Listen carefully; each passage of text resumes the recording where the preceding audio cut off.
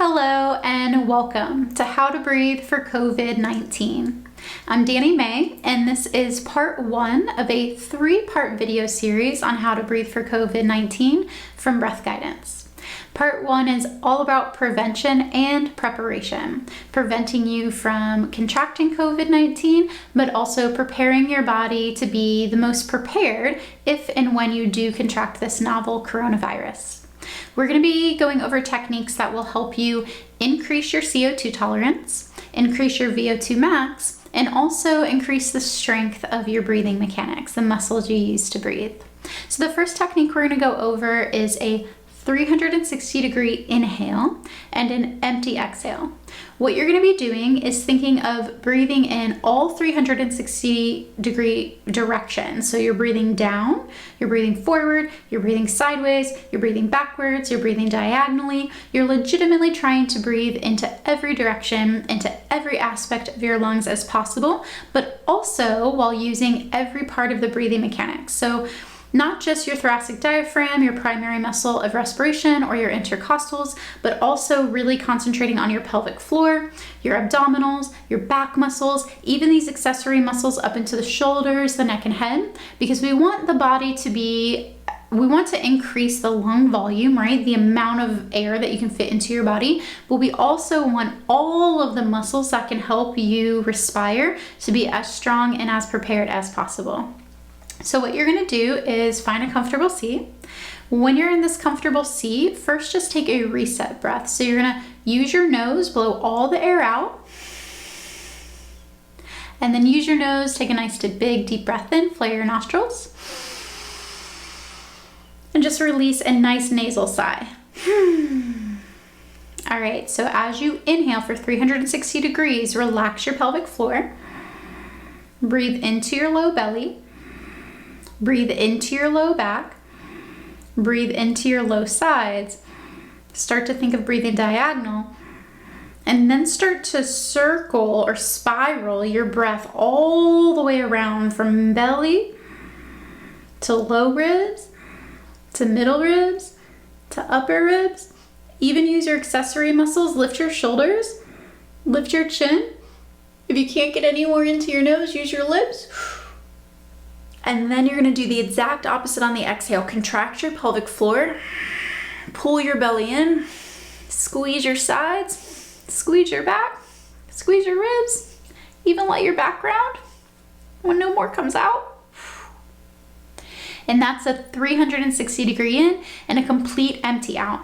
Now, the goal of this is to do at least 5 a day. And I like to do these in the mornings because getting all that oxygen in and really opening up all of those muscles and then really emptying everything out kind of gives me a quick ooh, pick me up. All right, I'm here. So we'll do it one more time together. Go ahead and just reset with your nose, blow it all out. Breathe it all in. Nasal sigh, 360 degree all the way in. I like to spiral the body a little bit, really feel everything start to open up.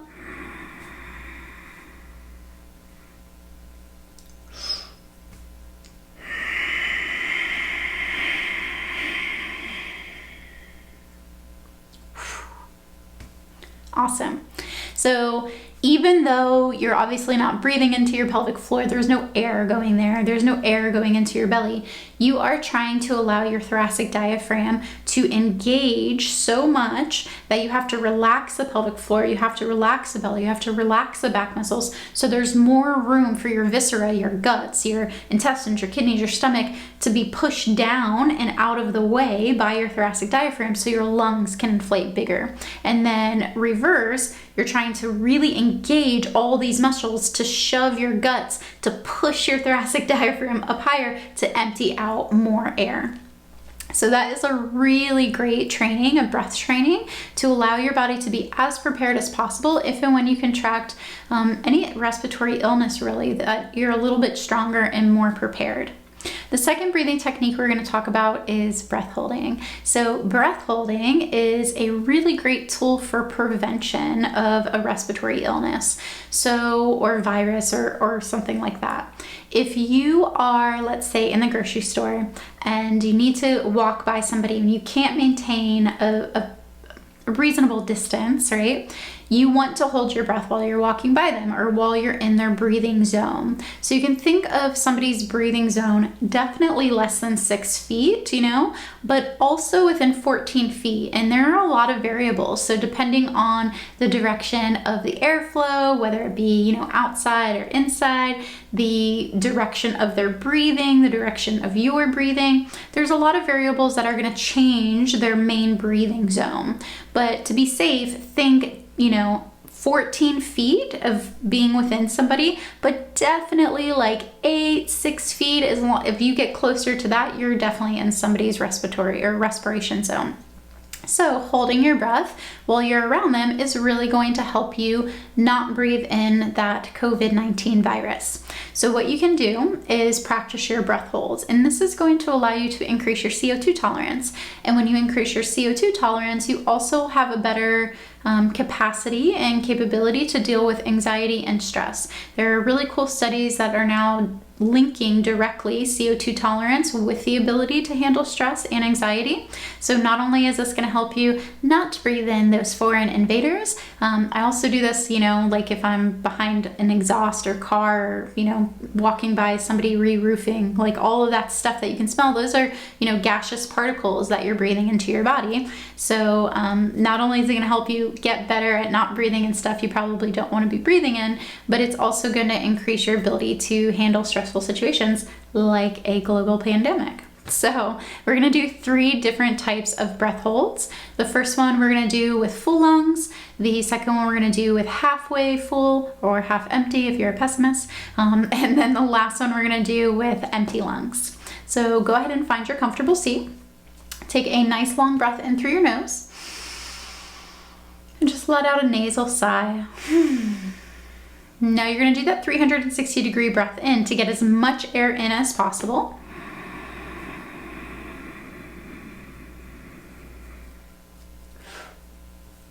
And I want you to hold your breath and keep holding your breath here until you feel decently not comfortable anymore. So the idea is to not hold your breath here as long as you can. You're not holding it here aggressively with a bunch of willpower so that your nervous system gets really stressed out, and by the time you do breathe that you're breathless trying to recoup. You are holding your breath here for as long as you can with comfort, and then maybe just a few seconds past, because what we're doing is training our nervous system to get more comfortable with holding our breath. And if you're forcing yourself to get really uncomfortable, it's not going to work as well. It's kind of like going to the gym and lifting the biggest weight that they have there that your body has not trained for, and then you're going to like tear a muscle or throw your back out or something like that. So you're going for the weight that you can consistently pick up and train, but it's going to do good work and it's going to get you to grow more muscle. So think of breath training just like you would weight training. So if you happen to still be holding your breath, go ahead, exhale from the nose. Take a nice long breath in and a steady exhale from the nose. So your reset breath, your recovery breathing after a breath hold should be in control. It should be calm. It should be relaxed. If you're holding your breath until you're freaking out and breathless, you're stressing your nervous system a little too much. So now what we're going to do is think of like a half empty, half full.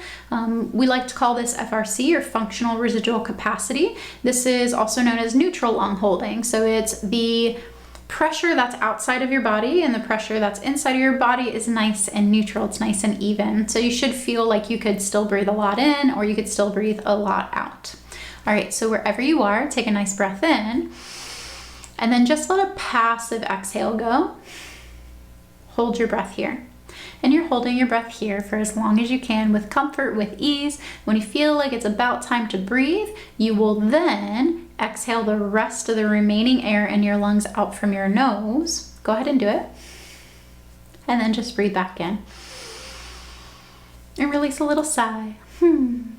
Perfect. So the last breath hold we're gonna do is an empty exhale. You can also think of this as RV, or residual volume. And what we're trying to do is get as much air out of the lungs as possible. For most people, this is a little trickier for them, but for other people, this is the most comfortable because it feels like an inner vacuum. So because there's this inner vacuum feeling, you're gonna feel a little pull on your throat. And when you go to breathe in after this empty exhale breath hold, you want to first breathe out to open your glottis and then breathe back in. And what we're trying to do is avoid this like vacuuming sound or this catch.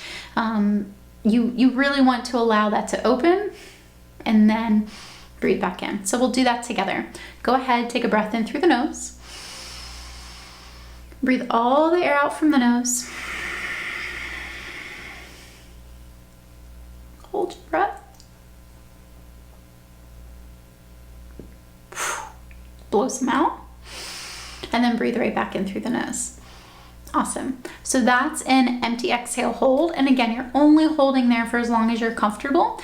With that last type of RV hold, you want to be a little more cautious, a little more careful, because it's just a little more stressful on the system. You could also, when you do need to breathe in, it can be a little intense and all that kind of stuff. So make that one the easiest one that you perform as you continue to build your comfort with breath holding and eventually your CO2 tolerance as well. There are 2 other really amazing breath training techniques that you can do to prevent and prepare for COVID-19. These are known as diaphragmatic push-ups and diaphragmatic pull-ups. We're not going to do those in these videos, but if you want to learn about those, please go to breathguidance.com. Check out either our virtual membership, where you can get access to a ton of classes and new ones constantly going in there every week. Or if you really want to learn a lot about breathing techniques, you should check out our breath technique training. That's where you learn 60 breathing techniques within about a month and a half of a training. And that happens a couple times a year. So if it's not active when you check it out, just make sure to get notified on that page and let yourself be notified so you can get into breath technique training. If you have any questions about these techniques whatsoever, please pop them in the comments below. Also, let me know, what are you doing to get your breathing mechanics and your breathing chemistry prepared for, possible not so good fun things. And if you like this video, please hit the like button. And if you really like it, please hit the subscribe button so we know that you enjoy these videos and we can continue to make more of them for you. Again, I'm Danny May. I hope you enjoyed this part 1 of how to breathe for COVID-19. Don't forget to check out part 2, which is all about treatment if you have contracted it, and part 3, which is recovery. And just as a final note, the recovery part 3 breathing techniques are also pretty good at prevention and preparation. Thanks again for being a breather, and I look forward to breathing with you again soon. Bye.